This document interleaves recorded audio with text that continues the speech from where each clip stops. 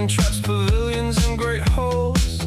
We will see stretched out on meadows and in gardens, by the water near Lector at the calls for Count Grants, once worth more than farthings, and let his standard bearer no more work to seek peace for Armagnac once on his name.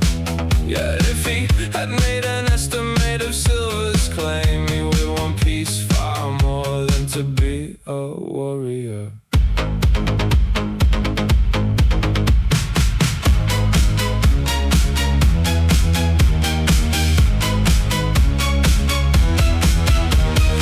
Armed horses, hauberks and gambesons, maces and swords and quartered shields of fame, and good vassals on steeds, swift as falcons.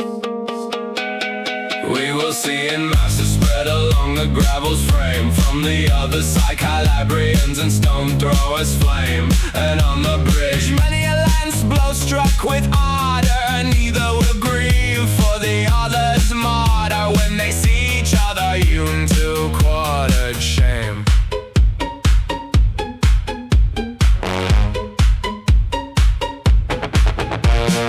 Lances and darts, banners and pennants bold, broad with their battlefields we will see on the roads of the Armagnacs and falchions and javelins cold. We will see spread out on the plain by archers low. Then shall appear who is a good knight in those abodes, and who best knows how to walk in such a dance's measure.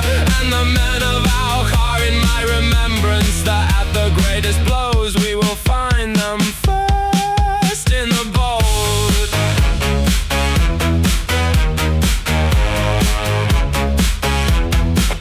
And from here come Lord Emery and Lord Gaston, spurring on with Gascons in thousands treasure, and the counterforks each so full of valor's own, that Roland and Oliver were nothing at their pleasure.